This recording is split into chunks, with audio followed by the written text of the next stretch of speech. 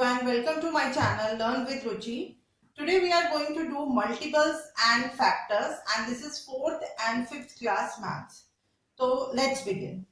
What are multiples? For example, if we want to find multiples of first 5 multiples of 5, अगर हमें 5 की multiples निकालने हैं तो हम कैसे निकालेंगे?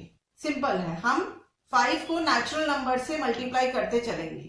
For example 5 1s 5, 5 2 times 10, 5 times 3 15, and 5 times 4 20, right? So these are the first 4 multiples of 5. तो मल्टीपल्स निकालना बहुत आसान होता है कि आपको सिर्फ नेचुरल नंबर से मल्टीप्लाई करते रहना है एंड वो आपके मल्टीपल्स आ जाएंगे. ठीक है, इसी तरीके से आप किसी भी नंबर के निकाल सकते हैं. फॉर एग्जांपल अगर आपको 11 के मल्टीपल्स निकालने हैं तो 11 1 11, 11 2 22, 11 3 33, and 11 4s are 44, and 11 5s are 55, right? तो मल्टीपल्स निकालना बहुत आसान होता है. Simply you have to multiply it with natural number जिसके भी आपको मल्टीपल्स निकालने हैं एंड आपके मल्टीपल्स आ जाएंगे. तो अगर आप इसमें देखेंगे कि मल्टीपल्स हमेशा इंक्रीज होते हैं. जैसे जैसे हम लोग मल्टीप्लाई करते जाते हैं उसको नेचुरल नंबर से, मल्टीपल्स हमेशा इंक्रीज होते जाते हैं.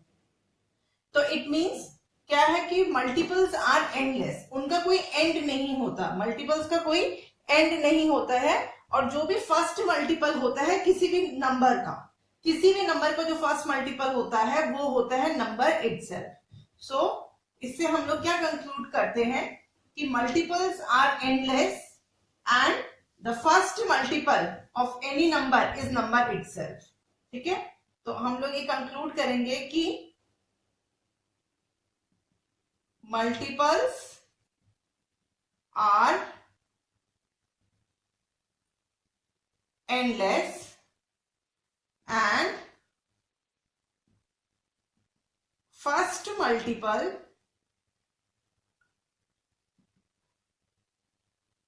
of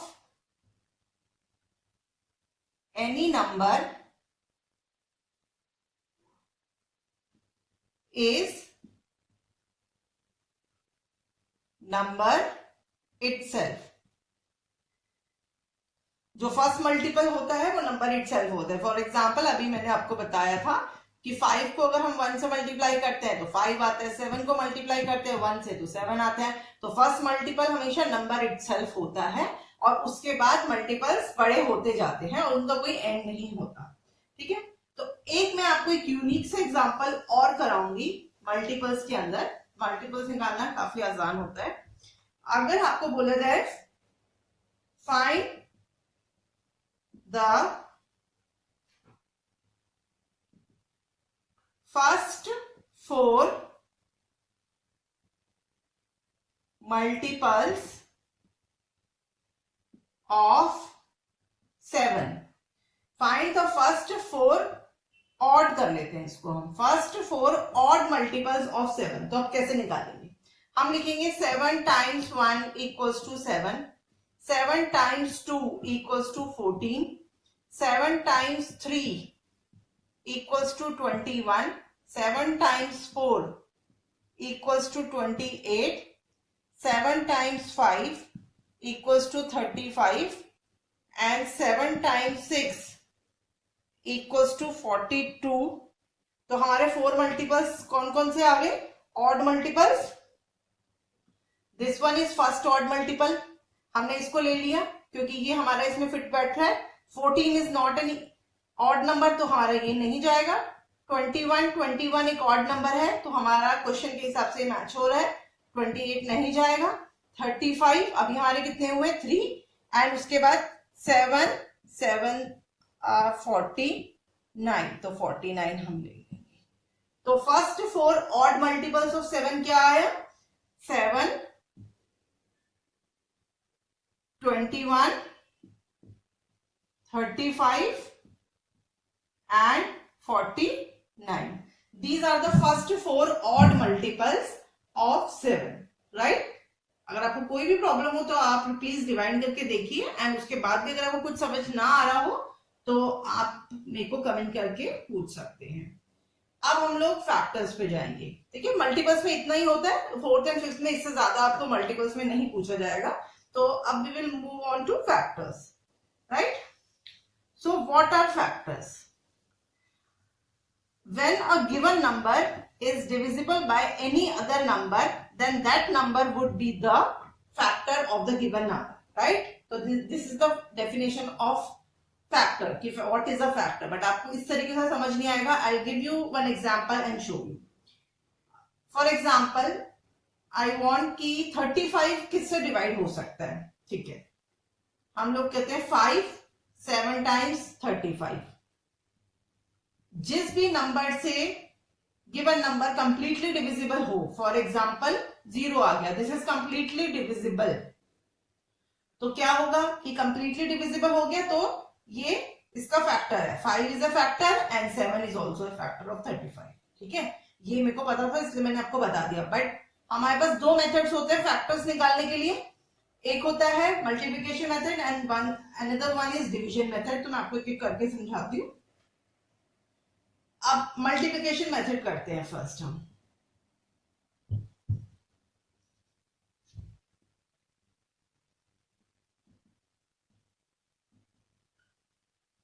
मल्टीप्लिकेशन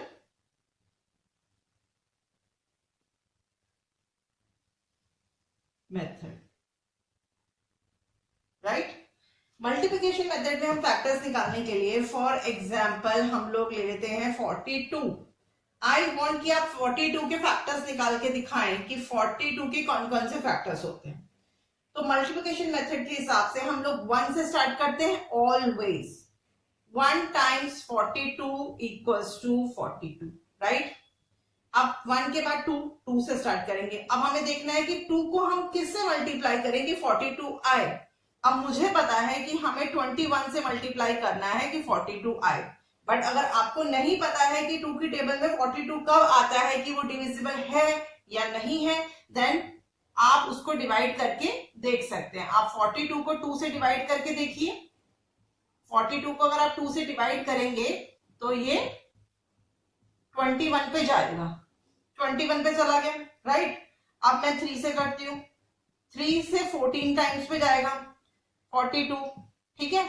अब मुझे पता है कि 14 पे जाता है, लेकिन आप लोगों को नहीं पता है, तो अगेन आपको डिवाइड करके देखना पड़ेगा 3 से कि 3 से कौन से नंबर पे ये जाता है। इसी तरीके से आप अगेन दोबारा से इसको 42 को 3 से डिवाइड करके देखिए।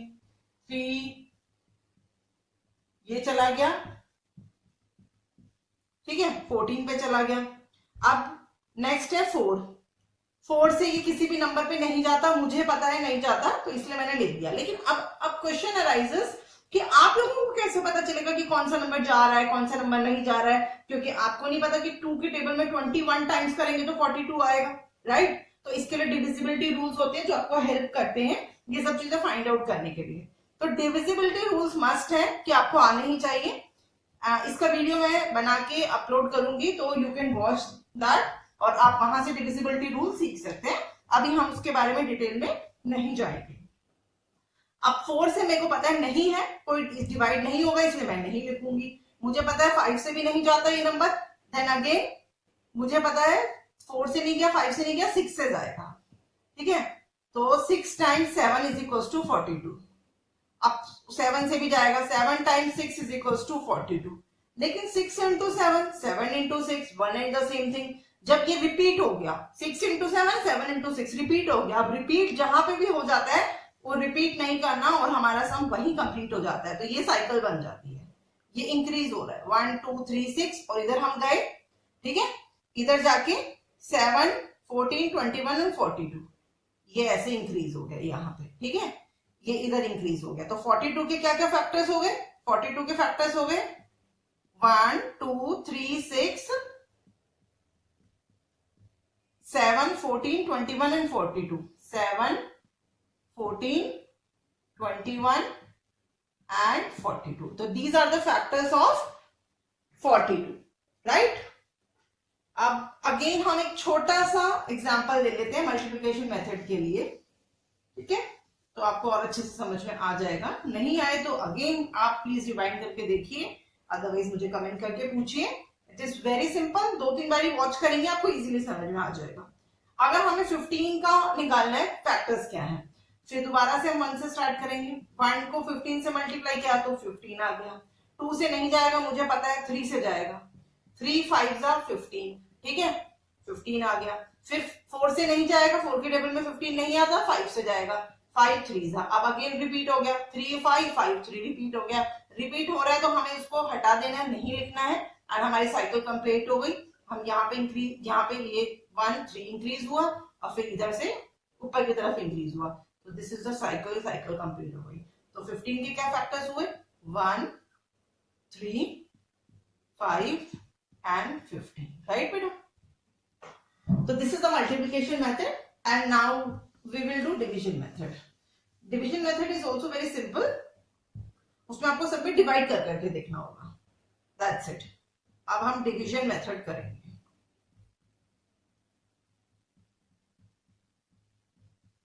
हम अगेन 42 का ही एग्जांपल लेते हैं, क्योंकि आपको पता है 42 के क्या क्या फैक्टर्स आते हैं अभी। फिर 42 में आप 1 से मल्टीप्लाई कीजिए, 1 से डिवाइड कीजिए, सॉरी 1 से डिवाइड करके देखिए, ठीक है? तो ठीक है, अब 0, जहां रिमाइंडर 0 आ जाता है उस केस में आपका डिवाइजर एंड क्वोशिएंट दोनों फैक्टर्स हो जाते हैं। अब दोबारा से हम 2 से करेंगे 42 को, 2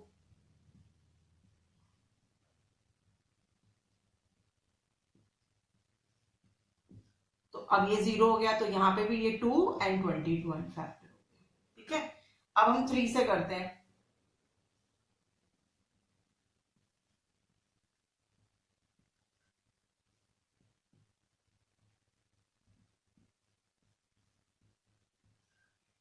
ठीक है? अब ये 0 आ गया तो ये 3 फैक्टर हो गया और ये 14 भी फैक्टर हो गया, ठीक है? अब हम लोग 3 से हो गया, आप 4 से करके देखिए,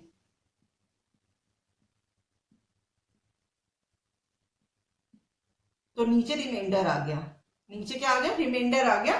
तो रिमाइंडर 0 नहीं आया, 2 आया है, ठीक है? या कुछ भी आ सकता है रिमाइंडर। तो इस केस में जब रिमाइंडर 0 नहीं है तो इसका मतलब ये दोनों फैक्टर्स नहीं है। इसी तरीके से आप 5 से करके देख लीजिए, दोबारा से हमारा रिमाइंडर आ गया तो इसका मतलब फैक्टर्स नहीं है।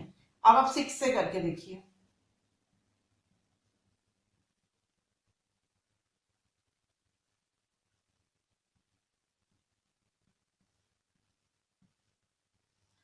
अब 6 में आ गया 0, तो हमारा ये फैक्टर्स है, राइट? तो इसी तरीके से 42 के वही फैक्टर्स आ गए जो हमने मल्टीप्लिकेशन में निकाले थे, 1 42 2 21 3 14 एंड 6 एंड 7, राइट? तो ये सारे हमारे फैक्टर्स हो गए। तो डिवीजन मेथड भी बहुत सिंपल है, बस आपको डिवाइड कर करके देखना है कि किसमें रिमाइंडर 0 है और किसमें रिमाइंडर 0 नहीं है। अब फैक्टर्स के बारे में एक चीज मैं आपको बताना चाहती हूँ कि जो स्मॉलेस्ट फैक्टर होता है वो हमेशा 1 होता है, बिकॉज 1 जो है 1 से हर कोई नंबर डिवाइड हो जाता है, ठीक है? 1 से जब भी हम डिवाइड करेंगे तो रिमाइंडर 0 ही आएगा, चाहे आप किसी भी नंबर से करें, इसलिए हम 1 को यूनिक नंबर भी बोलते हैं। तो फैक्टर्स की प्रॉपर्टीज क्या होंगी मैं आपको बताती हूँ कि फैक्टर्स की प्रॉपर्टीज होंगी कि 1 इज ऑलवेज अ फैक्टर, ठीक है? 1 is the smallest factor of all the numbers. सभी नंबर्स, कोई भी नंबर हो उसमें स्मॉलेस्ट फैक्टर हमेशा 1 ही आएगा। एंड सेकेंड थिंग, जो लार्जेस्ट फैक्टर होता है वो हमेशा नंबर इटसेल्फ होता है। और लार्जेस्ट फैक्टर क्या होता है किसी भी नंबर के लिए? Largest factor is the number itself, ठीक है? 1 is the smallest factor of all the numbers and largest factor हमेशा number itself होता है. For example, जैसे 42 हमने लिया था, तो 42 का largest factor क्या था? 42 था. लार्जेस्ट फैक्टर हमेशा नंबर इटसेल्फ होता है, लेकिन मल्टीपल्स के केस में लार्जेस्ट मल्टीपल कोई नहीं होता, because multiples are endless, right. तो इसी के साथ हमारा ये टॉपिक यहीं पे फिनिश होता है. आपको इससे ज्यादा और करने की कोई जरूरत नहीं है. तो आपको अगर प्लीज मेरी वीडियो पसंद आई हो तो आप इसको like, share and subscribe please please please जरूर कीजिएगा. और अभी आप सब्सक्राइब कर दीजिए, बेल आइकन दबा दीजिए, एंड मैं और भी वीडियोस के साथ आपके पास दोबारा से लौट के आऊंगी. Thank you very much.